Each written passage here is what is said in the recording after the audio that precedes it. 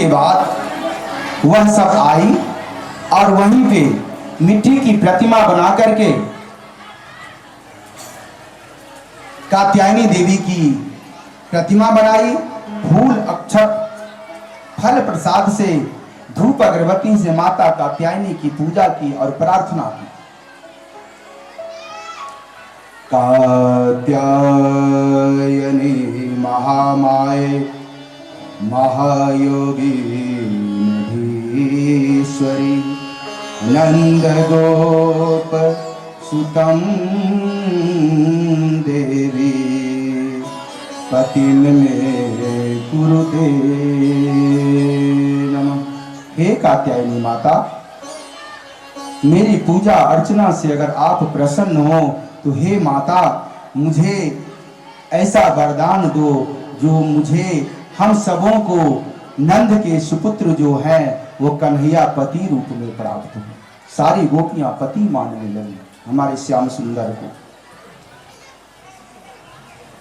भगवान जब देखे तो भगवान सोच रहे थे, अरे देखो तो अभी कात्यायनी माता की पूजा कर रही है और प्रातः सरोवर में नग्न स्नान करती है। ठीक है, इसका भी उपाय होगा। अगले रोज फिर सारी सखियां नदी में स्नान करने के लिए गई, अपने वस्त्र को कदम के पैर पर रख दी और नग्न स्नान करने लगी। हमारे गोविंद आए और सबों का वस्त्र चुरा करके ले गए। अब जब वो सखियां स्नान करके बाहर आई, देखी जो अरे मेरा किसी का तो वस्त्र है ही नहीं। चारों तरफ देखती है तो देखती है जो कदम के पैर पर हमारा कन्हैया बैठे हैं और बांसुरी बजा रहे हैं।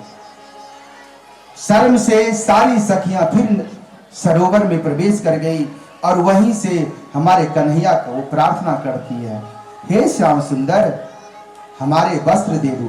देखिए वस्त्र मांगने में 4 भाव प्रकट की है सारी गोपियां। पहला शूद्र भाव, दूसरा विप्र भाव, तीसरा वैश्य भाव और चौथा क्षत्रिय भाव। देखिए चारों भाव कैसे व्यक्त की है इसके बारे में बताता हूं। एक सखी कहती है जो हे श्याम सुंदर हम तुम्हारी दासी हैं, हमें हमारे वस्त्र दे दो। ये हम तुम्हारी दासी हैं, ये कौन सा भाव हुआ? शूद्र भाव। और उसके बाद फिर दूसरी सखियां कहती है जो हे धर्म को जानने वाले गोविंद, हे प्रभु हमारे वस्त्र दे दो। ये हुआ विप्र भाव। तीसरा वैश्य भाव। तीसरी सखी कहती है हे श्याम सुंदर तुम आज के बाद तुम मुझे जैसा कहोगे मैं वैसे ही करूंगी, सो कृपया करके तुम हमें हमारे वस्त्र दे दो। ये बोलने का जो तरीका था इसको वैश्य भाव बोलते हैं। अब क्षत्रिय भाव धमकी भरा। हाँ?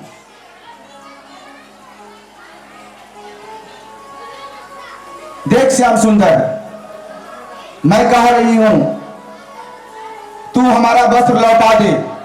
देख कान्हा अगर तू हमारा वस्त्र नहीं देगा तो तुम्हारी शिकायत मैं जाकर के राजा से करूंगी। ये क्या हुआ?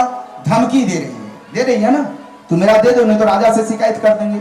तो इसको बोला जाता है क्षत्रिय भाव। क्षत्रिय मतलब समझते हैं? राजपूत। तो धमकी भरा शब्द या चारों भाव से श्याम सुंदर को मना रही है। श्याम सुंदर कहते हैं संकल्पो विदित साध्यो भक्तिना मदर्चनम मयानुमोदिता सोसो सत्यो भवितुर्मति। बड़ा प्रेम से हमारे श्याम सुंदर कहते हैं हे साधु स्वभाव वाली कुमारियों, हे सुंदरियों, तुम्हारे कहे बिना ही मैं तुम लोगों को अब वो लोग क्या कहती है, जब चारों भाव प्रकट की तो चाह रही है जो श्याम सुंदर के हाथों से मैं वस्त्र छीन लूं। अब श्याम सुंदर भी तो बहुत सारा वो कहते हैं, जो मैं तुम्हारे भाव को समझ रहा हूं, मैं वैसे ही तुम सबों को अपने अंग का स्पर्श नहीं करने दूंगा। हे कुमारियों सुनो, मैं आने वाली शरद पूर्णिमा की रात को यमुना के तट पे, पूर्णिमा की आधी रात को यमुना तट पे जाके मैं बांसुरी बजाऊंगा, और मेरी बांसुरी की धुन सुन करके तुम सब आना। वहां हम सब मिलकर के महारास का आयोजन करेंगे शरद पूर्णिमा की रात को। उसी वक्त मैं अपना शरीर तुम लोगों को स्पर्श करने दे सकता हूं, अभी नहीं। सो हे कुमारियों जाओ, आज मैं हिदायत देता हूं, वार्निंग देता हूं तुम लोगों को, जो कभी भी नग्न अवस्था में जल में स्नान मत करना, नहीं तो अब की बार तो मैं कपड़ा दे रहा हूं, दोबारा मत दूं, नहीं दूंगा। और उसी नग्न अवस्था में तुम अपने घर को जाना। तो तुम लोग धैर्य रखो, शरद पूर्णिमा की रात महारास का आयोजन होगा, अब तुम सब सारी गोपियां वहां पे आना। हे कुमारियों, एक बात समझ लो, जो नग्न अवस्था में स्नान करने से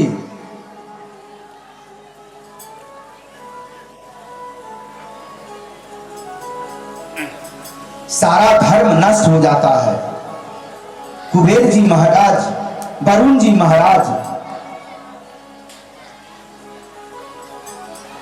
श्राप देते हैं, धन का क्षय हो जाता है, आयु क्षय होता है। क्षय होना मतलब कम होना। ये उपदेश दे करके हमारे श्याम सुंदर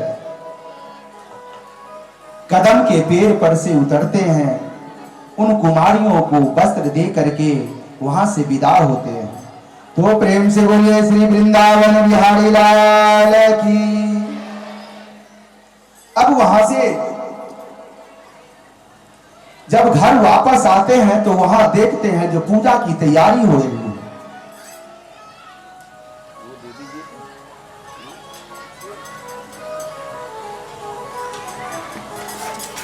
जब उठाने के कहेंगे ना तो इसमें उंगली फंसा लेंगे, जब उठाने के लिए कहेंगे तो इसमें उंगली घुसा के तब खड़ा हो जाए। हमारे कन्हैया देखते हैं, घर आते हैं तो पूजा की तैयारी हो रही है। कहते हैं बाबा अच्छे अच्छे पकवान बन रहे हैं। कहते हैं बाबा, नंद बाबा से कहते हैं, अरे बाबा किस चीज की तैयारियां हो रही है? नंद बाबा कहते हैं, अरे लल्ला पूजा की तैयारी हो रही है। पूजा की तैयारी? किसकी पूजा बाबा? अरे इंद्र की पूजा। इंद्र का पूजा, इंद्र पूजा होता है इधर? इंद्र पूजा होता है? नहीं, हमारे मिथिला, हमको लगता है शायद पूरे देश में सिर्फ मिथिला में ही इंद्र पूजा होता है, और कहीं नहीं दिखा। कहां? केरल में होता है? अच्छा, बिहार में शायद मिथिला में ही होता है। भादव मास में 9 दिन का, जैसे नवरात्रि 9 दिन का होता है, उसी तरह से इंद्र पूजा भी 9 दिन का होता है। तो हमारे नंद बाबा कहते, लल्ला इंद्र की पूजा। हमारे श्याम सुंदर कहते, बाबा इंद्र की पूजा क्यों?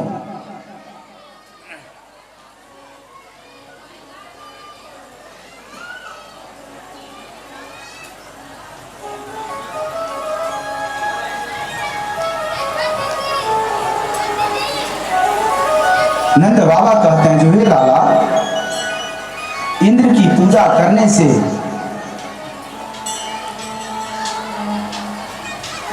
हमें समय पे बारिश होता है, समय पे बारिश होने से अच्छी फसल होती है, खेती अच्छी तरीके से होती है। इसलिए लाला आज सारे ब्रजवासी सारे वृंदावनवासी अपने अपने घर में अलग अलग तरह के पकवान बना रहे हैं और उससे इंद्र की पूजा की जाए। हमारे लाला इस चीज का विरोध करते हैं।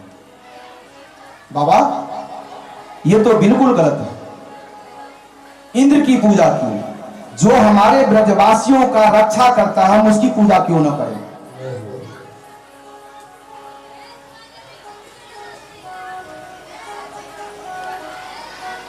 सारे ब्रजमंडल को चारों तरफ से कौन रक्षा करता है? गोवर्धन जी, गोवर्धन पर्वत। तो लल्ला बोले जो बाबा गोवर्धन की पूजा की जाए। नंद बाबा कहते अरे लल्ला ये तो एक आदमी की बात थोड़ी है, ये तो सारे बस्तियों की बात है। मैं कैसे इस बात के लिए निर्णय ले सकता हूं?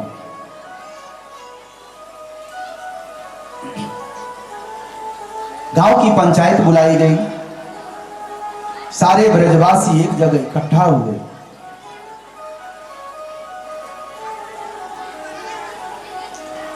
नंदराय जी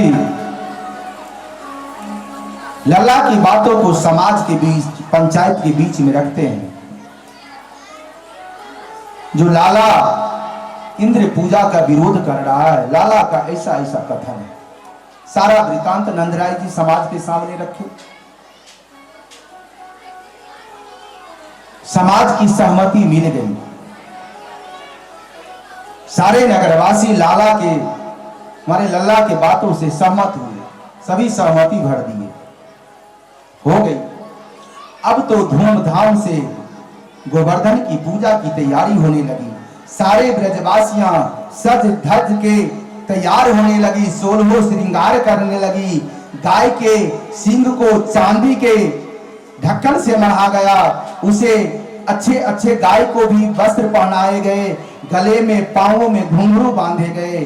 सभी सज धज करके थाली में अच्छे अच्छे पकवान लेकर के चल पड़े गोवर्धन महाराज की ओर। अब वहां जब पहुंचते हैं, गोवर्धन की पूजा चारों तरफ, सारे ब्रजवासी चारों तरफ घूम करके गोवर्धन की पूजा करने लगते हैं। जब इंद्र भगवान इस चीज को देखते हैं तो अति वृष्टि वहां पे होने लगती है, भयंकर बारिश, प्रलय आ गया,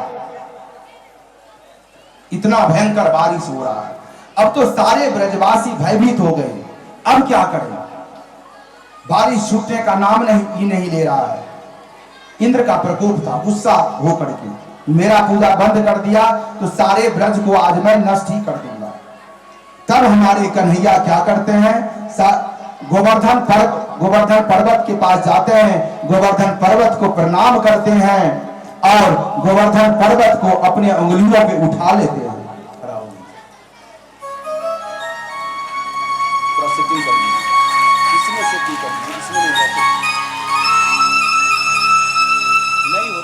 ऐसे पकड़िए, नहीं होता तो ऐसे पकड़िए, उंगली में होगा ऐसे पकड़िए, ऐसे पकड़ो जाता है। हाँ पकड़िए, थोड़ा इस साइड करके जो मुंह भी दिखे।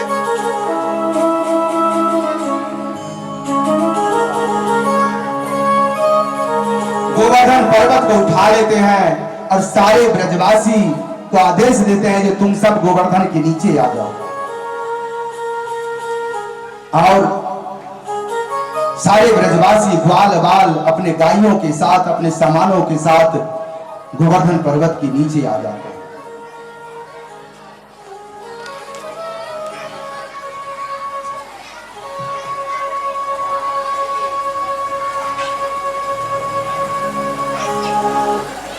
उसके बाद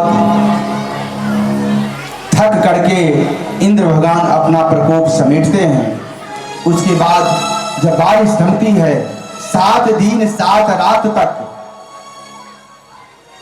7 दिन 7 रात तक ब्रज में बारिश होती रही।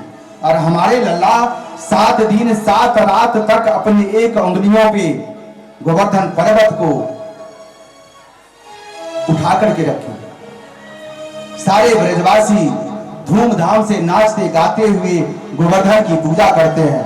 आइए हम सब भी भजन कीर्तन के माध्यम से महाराज की श्री गोवर्धन महाराज, ओ महाराज तेरे माथे मुकुट विराज रहे। श्री गोवर्धन श्री गोवर्धन श्री गोवर्धन महाराज महाराज तेरे माथे मुकुट विराज रहे। तेरे माथे मुकुट विराज रहे। तेरे माथे मुकुट विराज रहे। तेरे माथे मुकुट विराज रहे। तेरे माथे मुकुट विराज रहे। श्री गोवर्धन महाराज महाराज तेरे माथे मुकुट विराज रहे। श्री गोवर्धन महाराज महाराज तेरे माथे मुकुट विराज रहे।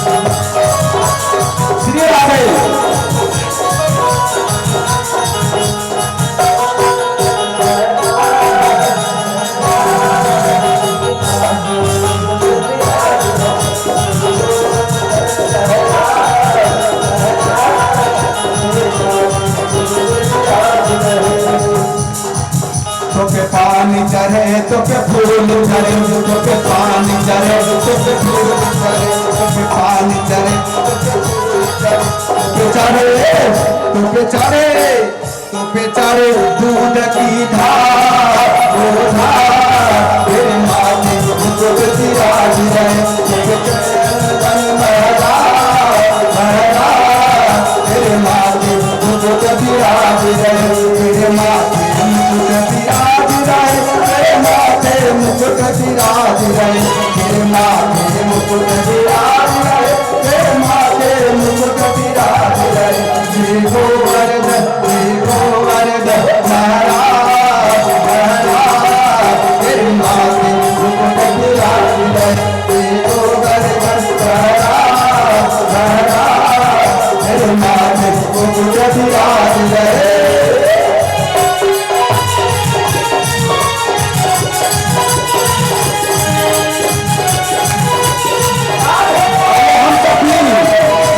के नाचते गाते हुए गोवर्धन जी की पूजा करें।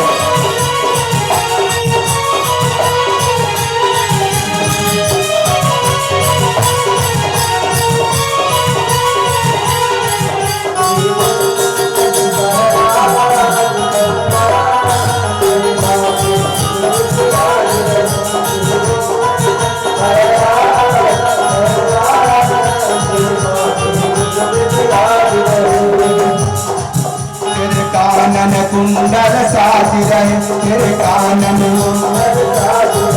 तेरे कानन कुंडल साज रहे।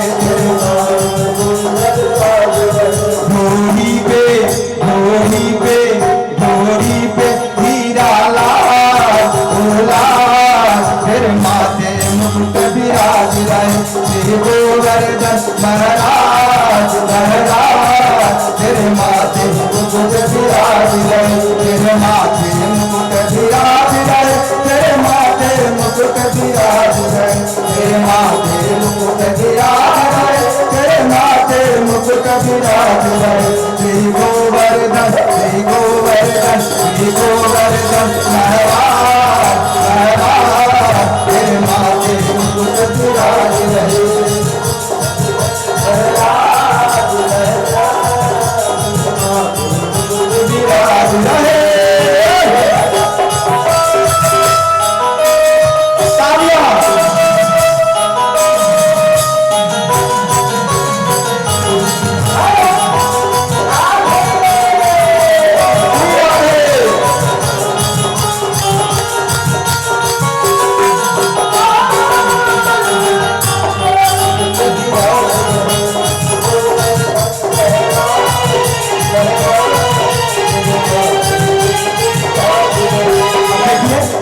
गोवर्धन जी महाराज का आभूषण क्या है?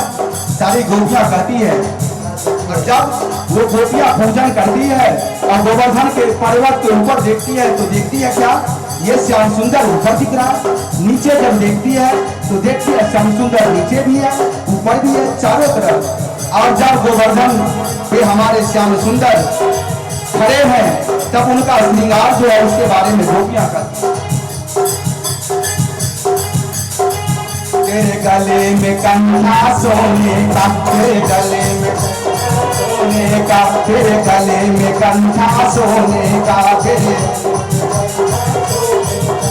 झांकी, तेरी झांकी, तेरी झांकी बड़े विशाल, तेरे माथे मुकुट विराज रहे, तेरे गोवर्धन महाराज महाराज, तेरे माथे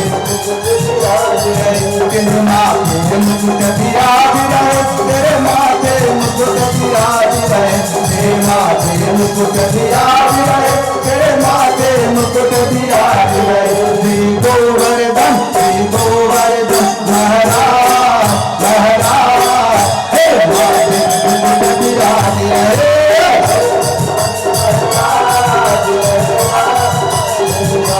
मुकुट विराज रहे।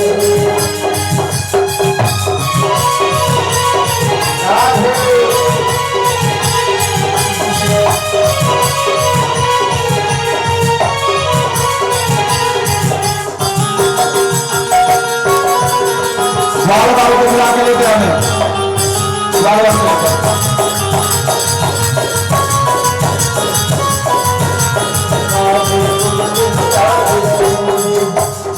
जानते हैं गोवर्धन की परिक्रमा कितनी है?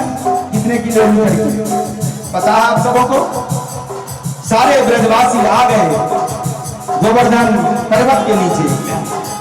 कुर्सी हटा दीजिए, आप थोड़ा आगे जाइए, कुर्सी हटा दीजिए। सारे ब्रजवासी नाच रहे हैं।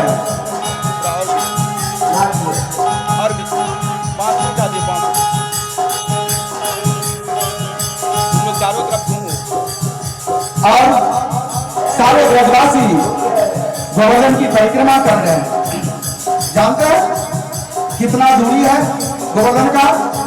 तेरी साथ कोस की परिक्रमा, तेरी साथ कोस की, तेरी साथ कोस की परिक्रमा, तेरी साथ परिक्रमा। और चकलेश्वर, और चकलेश्वर, और चकलेश्वर विश्राम विश्राम, तेरे माथे मुकुट विराज रहे, तेरे गोवर्धन महाराज महाराज, तेरे माथे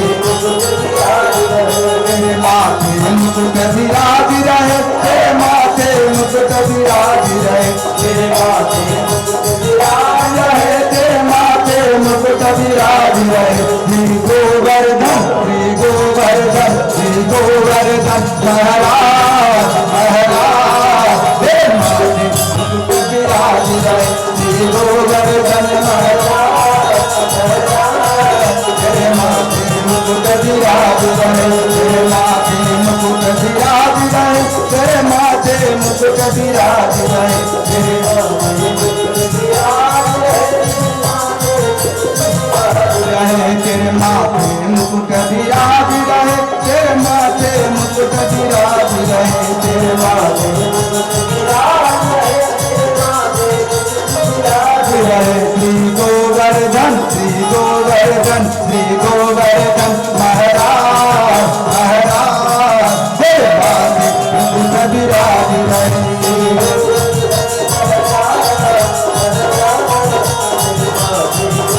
मुकुट विराज रहे, तेरे माथे मुकुट विराज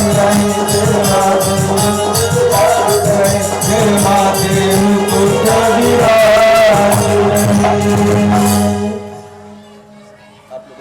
तो सारी गोपियों बहुत दया आता है, तरस आता है लल्ला।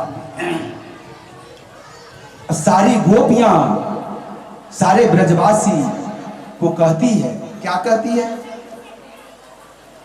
जोरी मिल के सब देव सहारो, जुड़ मिल के सब देव सहारो। गिर न जाए गोवर्धन भारो है, जुड़ मिल के सब देव सहारो, गिर न जाए गोवर्धन भारो है। चोरी चोरी दधी माखन खायो, ए सखी आज कुमार भरी भारो है।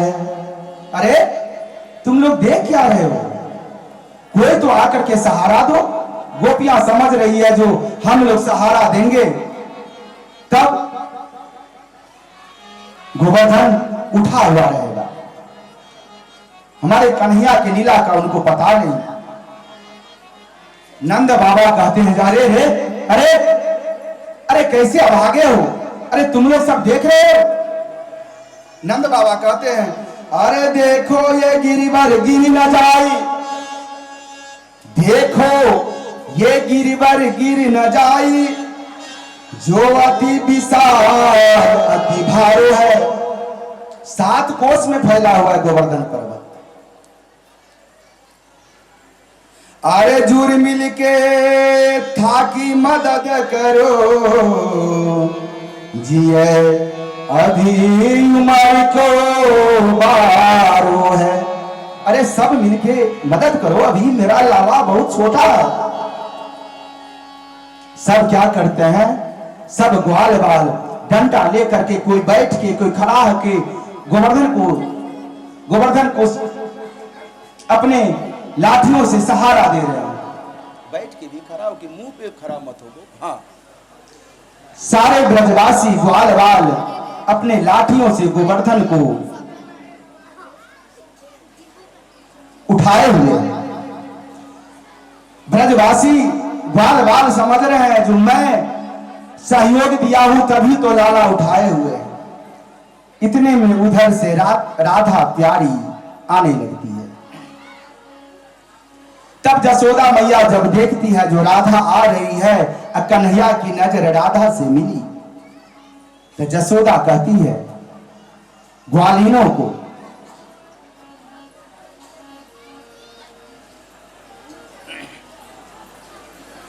अरे वृषभानी दुलारी को उधर करो। वृषभान राधा के पिता का नाम था। देखिए श्रीमद् भागवत महापुराण में राधा का उतना चर्च नहीं है, हल्का सा आक्षेप आता है, सिर्फ लीला में ही थोड़ा सा। सारी गोपियों का उल्लेख है, राधा को का उल्लेख नहीं है। तो राधा के पिता का नाम था वृषभानु। तो यशोदा मैया कहती है अरे वृषभानु दुलारी को उधर करो, मेरे कान्हा को मन बट जाइगो। यानी वो वृषभानु की बेटी जो आ रही है उसको साइड करो, नहीं तो उसके नयन से मेरे कान्हा का नजर अगर मिलेगा तो उसका ध्यान भग्न हो जाएगा। वृषभानु लली को उधर करो, मेरे कान्हा को मन बट जाइगो। अरे जब जसोदा मैया की इस बात को हमारे कान्हा सुनते हैं तो कान्हा मैया से कहते हैं, कान्हा बोल बिन राधा के, हे मैया कान्हा बोल बिन राधा के, मैया गोवर्धन गिर जाई। वो हे मैया वृषभानु दुलारी को मेरे नजरों के सामने से दूर मत करो। अगर मेरे नजर राधा के नजर से नहीं मिलेगी मैया, तभी तो ये गोवर्धन गिर जाएगा। और मुझे जो शक्ति मिली है वो तो राधा से ही शक्ति मिली है। तो प्रेम से बोलिए लाडली सरकार की।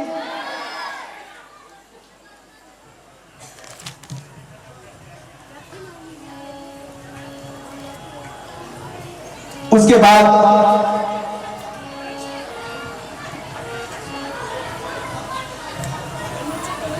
जब इंद्र देखे जो 7 दिन 7 रातों तक अति वृष्टि हो रही है, मूसलाधार बारिश हो रहा है, फिर भी ब्रजवासियों को कोई प्रभाव नहीं पड़ा। इंद्र पश्चाताप करने लगे, कहे हे प्रभु आप महात्मा हैं। हे पुरुषोत्तम, हे परमानंद, हे यादवों के पति वासुदेव, आपके चरणों में मेरा बारंबार नमस्कार है, बारंबार नमस्कार है। हे प्रभु, आप मुझे क्षमा करें, हमसे बहुत बड़ी भूल हो गई। और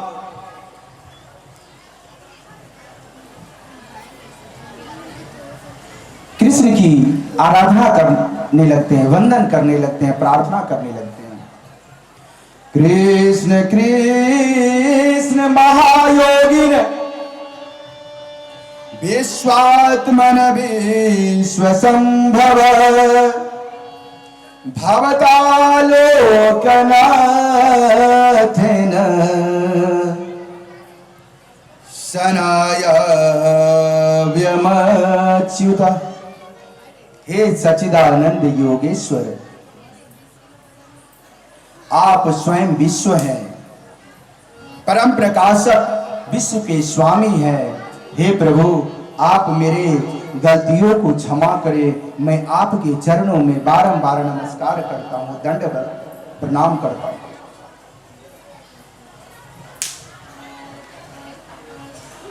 उसके बाद कामधेनु के द्वारा उनका अभिषेक किया गया। गोवर्धन पे विराजमान थे, कामधेनु को बुलाया गया, उसी दुग्ध से हमारे कन्हैया का अभिषेक हुआ। और सब पूजन पाठ करके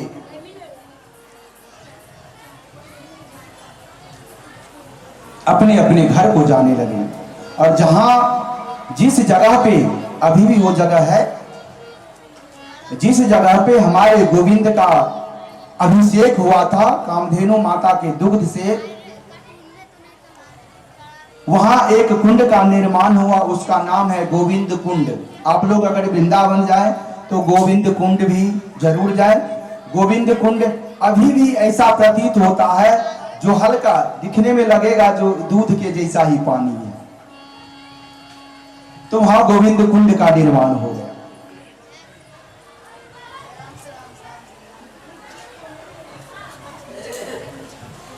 सारे नगरवासी गोवर्धन का पूजन करके अपने अपने गांव को चले गए। ब्रजभूमि वृंदावन वापस आ गए। सारे ग्वाल बाल भी चले गए। अब जाओ आप लोग जाओ, कन्हैया जी रहेंगे। गोवर्धन गोवर्धन रख दीजिए, बांसुरी देंगे। तुम लोग जाओ, खड़ा होकर के बांसुरी बजाए। तुम लोग जाओ। अब शरद पूर्णिमा की रात्रि, वो महाराष्ट्र वाली बच्चियां सब तैयार हैं? कहाँ है? यहीं पे है सब। ठीक, आप थोड़ा कैमरा इस हिसाब से, महाराष्ट्र वहीं पे होगा।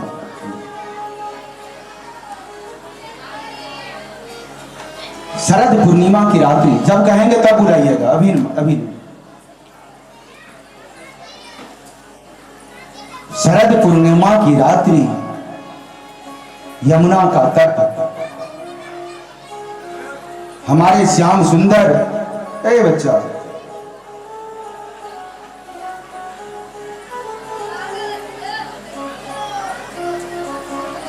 श्री सुखदेव जी महाराज राजा परीक्षित को कहते हैं, जो हे राजन,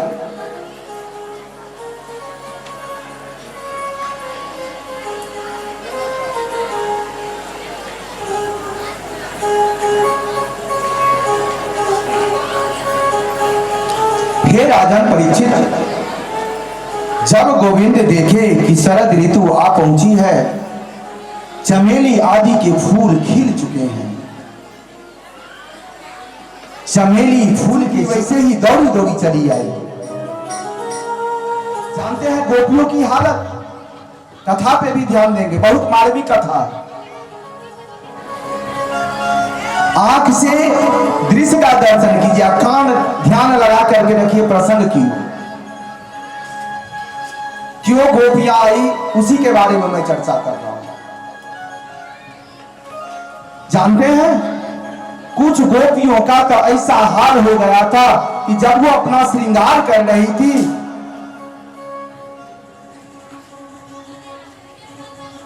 दौड़ी दौड़ी सब सारी गोपियां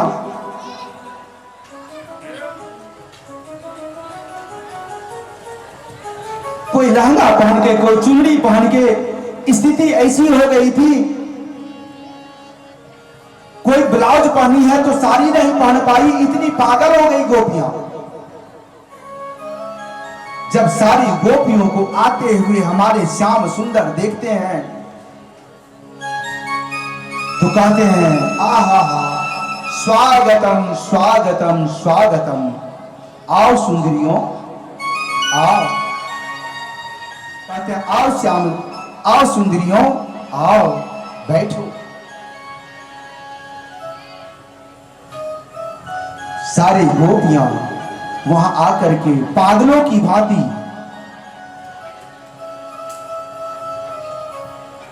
किसी के बालों में गजरे हैं तो कोई बालों की जगह पे अपने बाहों में गजरा पहन रखी है,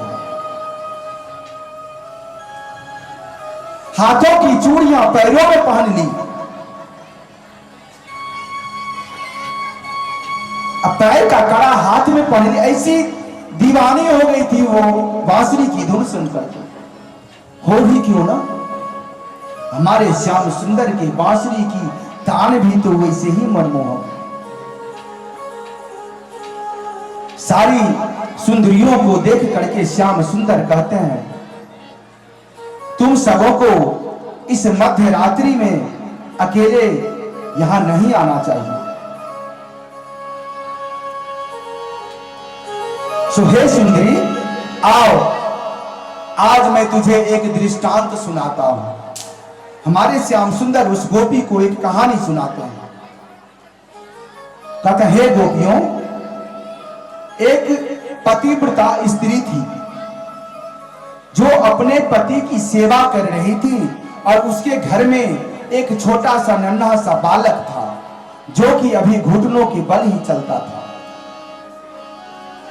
आंगन में चूल्हा पे जो खाना बनाई थी सो उस चूल्हे में अभी तक आग जल रहा था। उसके पति बीमार थे, आंगन में ही चारपाई पे डाल पति को सुला करके उसका सेवा कर रही थी। वह बच्चा उधर पैरों के बल पे रेंगता हुआ आया और चूल्हे की तरफ बढ़ रहा था। इधर सेवा करते वक्त उसके पति को नींद आ गई थी। वो स्त्री देख रही है जो मेरा बच्चा चूल्हे में आग को पकड़ने के लिए जा रहा है, लेकिन अगर उठ करके बच्चे को बचाती है तो पति का नींद खुल जाएगा, तो पतिव्रता नष्ट हो जाएगी। मेरे चरण दबाने से मेरे पति को नींद आई है, अगर मैं चरण दबाना छोड़ दूंगी तो मेरे पति का नींद टूट जाएगा, तो मेरा पतिव्रता भंग हो जाएगा। उस कारण वो अपने पति के चरण दबाती रही और वो बच्चा जा करके चूल्हे का आग पकड़ लिया। हे सुंदरियों, उस सतीत्व के प्रभाव से उस चूल्हे का आग शीतल हो गया और बच्चे का हाथ बिल्कुल ठंड हो गया। सो हे सुंदरियों, तुम्हें अपने पति को छोड़ करके नहीं जाना चाहिए।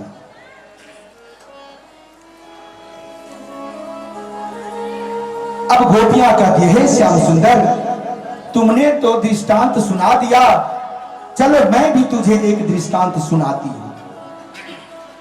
अब गोपियां श्याम सुंदर को एक कहानी सुनाती हैं। आवाज में सुंदर, तुम बताओ, जो एक पत्नी की पति परदेश कमाने के लिए गया, वह पत्नी पतिव्रता थी, तो जब से उसका पति परदेश गया तब से अपने पति के फोटो का नित्य प्रति पूजन करती, उसके बाद ही वो अन्न जल ग्रहण करती थी। एक दिन की बात है, सुबह प्रातः वेला स्नान कर्म से, नित्य कर्म से निवृत्त होने के बाद वह स्त्री फूल अक्षत लेकर के अपने पति देव के फोटो का पूजन करने में लग गई, अपने पति का ध्यान करने लगी। उसी वक्त दरवाजे पे खट खट खट खट की आवाज आई। हे श्याम सुंदर, उस दरवाजे पे उसका पति था। अब तुम बताओ, अगर ये स्त्री अपने पति के फोटो की पूजन कर रही है और उधर उसका असली का पति खड़ा है, इस परिस्थिति में उस पत्नी को क्या करना चाहिए?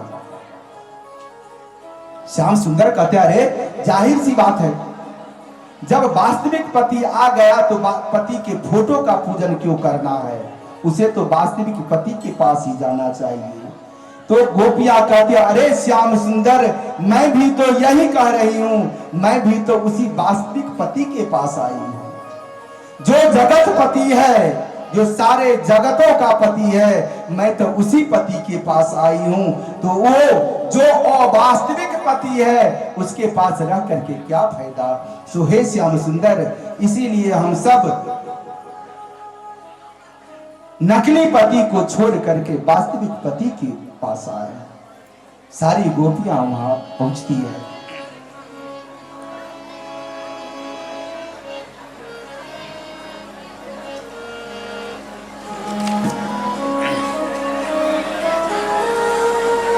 अब देखिए ये गोपियां कौन थी, क्यों कृष्ण को पति रूप में मान रही थी?